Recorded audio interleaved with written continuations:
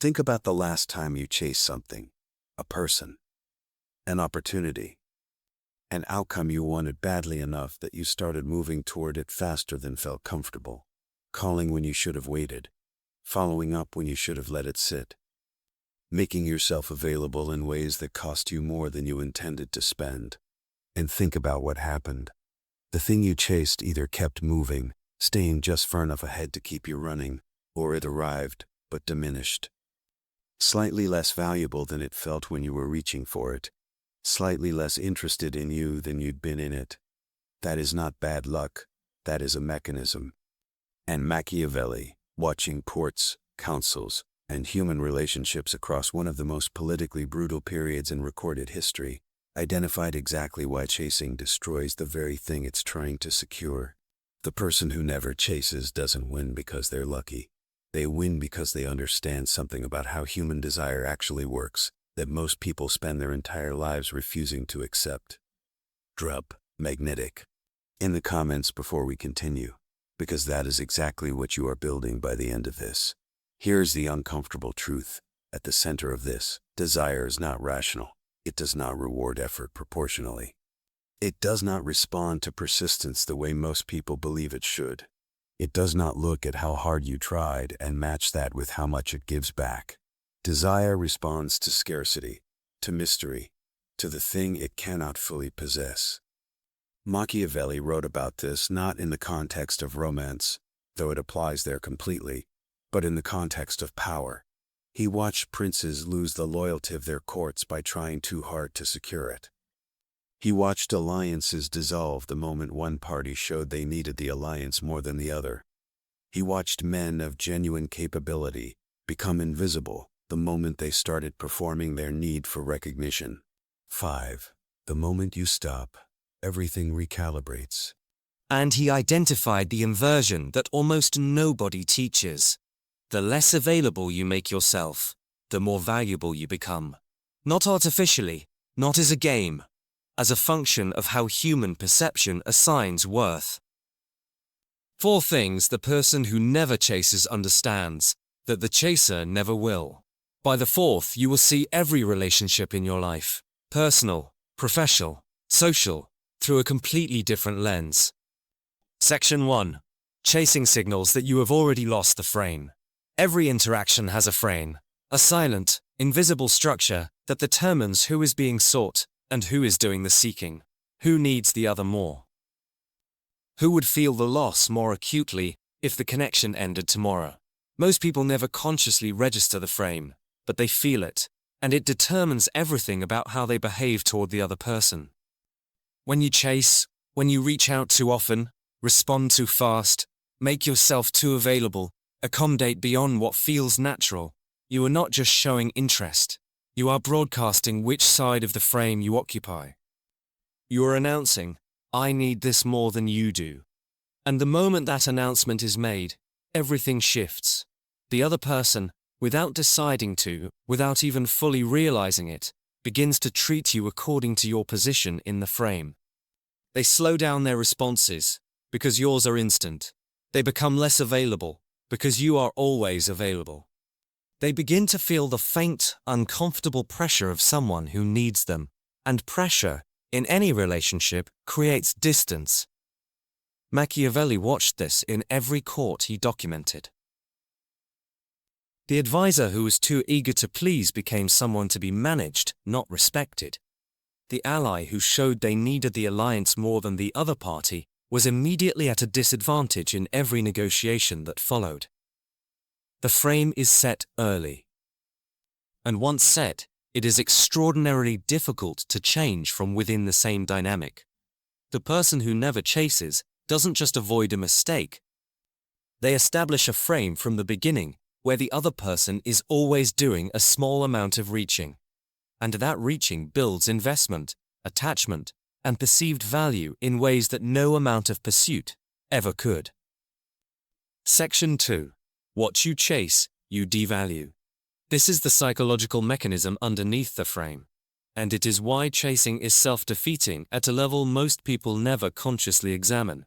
The brain assigns value based on resistance and scarcity. What is hard to get feels worth having.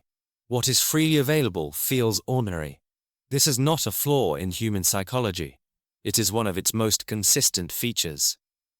When you make yourself completely available to someone, when you eliminate all resistance, all uncertainty, all mystery about where you stand and how much you want something, you are removing the exact conditions that make you valuable in their perception.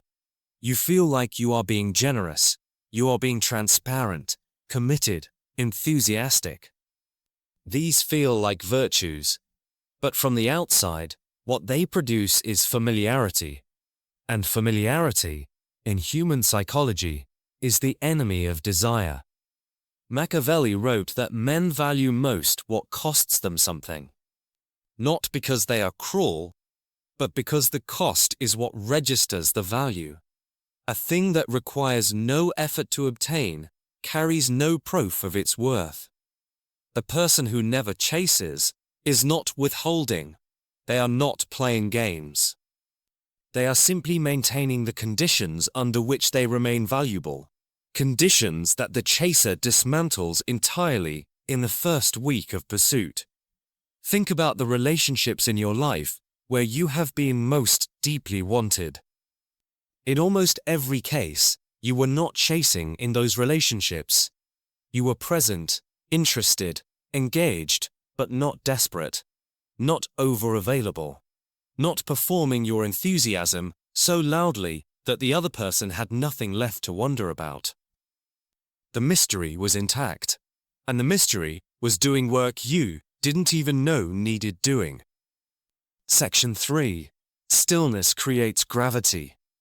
Here is the thing nobody says directly enough.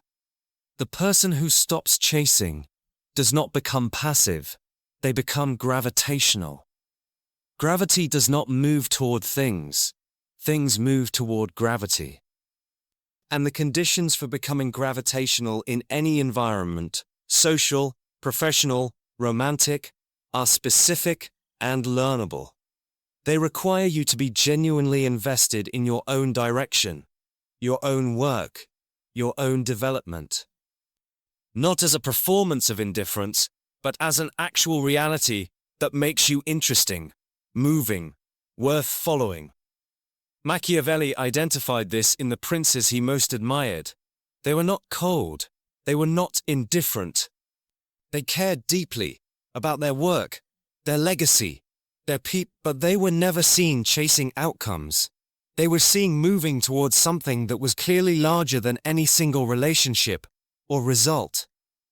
And that movement, that sense of someone in forward motion towards something real, is what pulls people in, because human beings are drawn to direction, to someone who knows where they are going, to someone whose life has a current that others want to be carried by.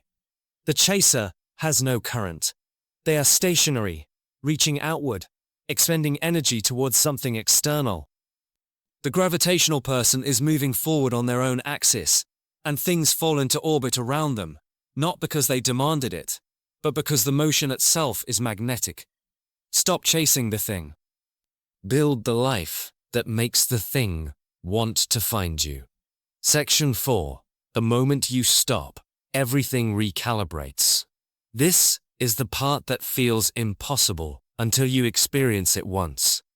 When you stop chasing something you have been visibly pursuing, a person, a position, an outcome, the dynamic shifts almost immediately, not always dramatically, but measurably. The person who was barely responding starts reaching out. The opportunity that felt like it was closing starts moving toward you. The room that was ignoring you starts paying attention. This is not magic. This is the frame recalibrating. Because when you were chasing, the other party had all the information they needed. They knew you wanted it. They knew you would wait. They knew the dynamic was stable, with them doing very little. There was no pressure to move, no uncertainty about your position, no reason to reassess. The moment you stop, genuinely stop, not as a manipulation, but as a real withdrawal of pursuit, the information changes. Suddenly, they don't know where you stand. Suddenly the certainty they were operating on is gone. And uncertainty, in human psychology, activates attention in ways that certainty never does. Machiavelli wrote that the prince who creates uncertainty in his allies keeps them working to secure the relationship. The prince who removes all uncertainty gives them no reason to invest. You stopping is not rejection. It is information withdrawal. And information withdrawal is the fastest way to shift a frame that has been working against you. 4 things, one mechanism under all of them. Chasing sets the frame against you. Chasing devalues what it pursues. Stillness creates gravity, and stopping recalibrates everything the other party thought they knew. Machiavelli never wrote a chapter on relationships. He wrote about power, about perception, about the mechanics of how human beings assign value, build loyalty, and distribute their attention. But the mechanics are identical, because whether you are a prince managing a court or a person navigating a relationship, the currency is the same. Scarcity, mystery, direction, the quiet confidence of someone who knows what they are worth and does not need to prove it by running. View. The person who never chases is not playing hard to get. They are simply someone who has somewhere to be. There is something you have been chasing. Maybe for weeks, maybe for years. Something you have given more energy to than it has returned. Something you have made yourself smaller to pursue, more available, more accommodating, more willing to accept less than what the pursuit was costing you. You don't have to keep running, not because the thing isn't worth wanting, but because the running itself is what's keeping it from arriving.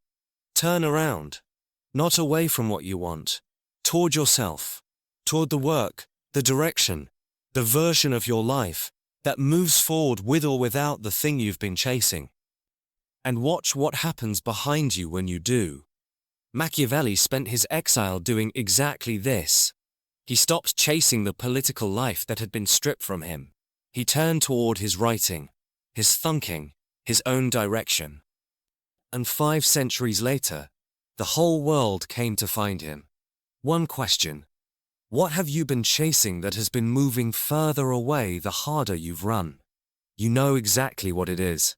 Drop magnetic in the comments if you're done chasing it. I'll be reading every one.